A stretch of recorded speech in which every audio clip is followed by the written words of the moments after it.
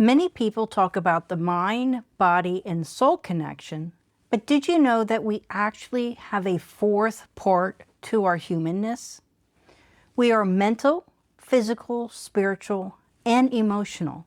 And when it comes to stress, it can and will show up in any of these parts in a variety of ways. The problem is, most of us don't notice the signs or we avoid them.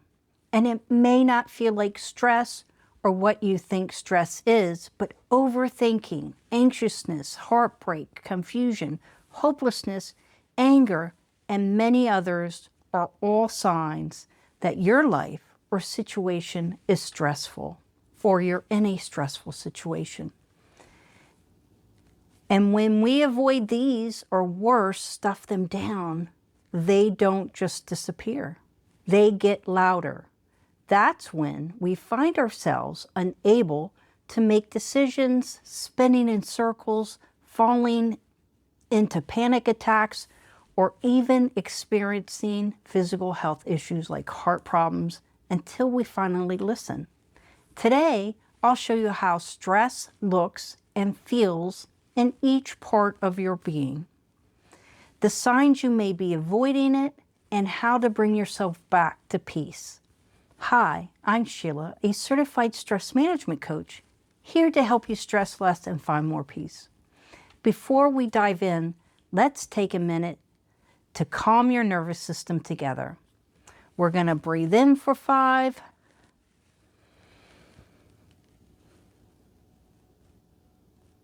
We're going to hold for 5. And now we're going to let go for 5.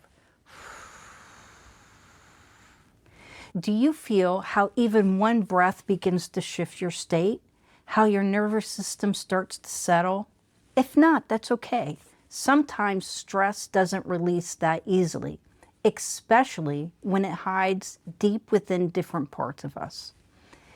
Take a few more 5-second breaths if you need to, because the first place stress often shows up is in the mind. When stress takes over the mind, it sounds like racing thoughts, overthinking, and decision fatigue. It's that feeling of being on all the time, even when you're completely drained.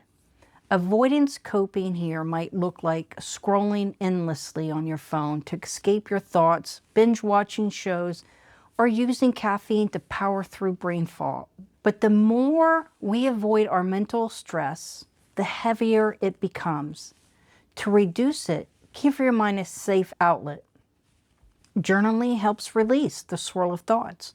Practice short mindfulness breaks throughout your day. Break big goals into smaller, more doable steps so your brain can rest. And most importantly, pause before reacting. One slow, mindful breath can interrupt the chaos. Next, stress shows up in the body. You might feel it as headaches, tight shoulders, muscle tension, stomach issues, or fatigue.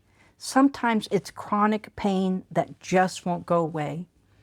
Avoidance coping here often looks like taking a non-steroidal anti-inflammatory drug or NSAID like ibuprofen, or sometimes with stuff stronger, just to keep going.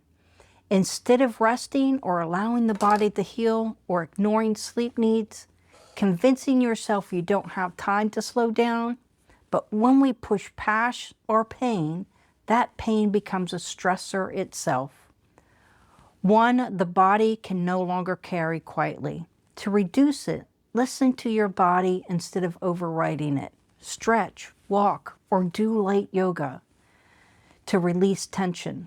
Hydrate, eat nourishing foods, and prioritize real rest.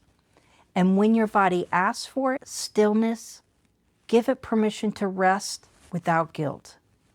Now let's talk about spiritual stress. The one we often overlook. The kind of stress shows up as a loss of direction, feeling disconnected, empty, or questioning your purpose. You may sense something is missing, a loss of inner peace. Avoidance coping here might look like staying overtly busy to avoid stillness, chasing one distraction after another, or ignoring those inner nudges quietly asking you to change course. To reduce it, spend time in stillness through meditation, prayer, a hobby, or quiet moments in nature. Reflect on your values and ask, does the way I'm living align with who I truly am? Keep a gratitude journal to help you reconnect with what feels meaningful, and surround yourself with people or communities that nourish your spirit. And finally, emotional stress.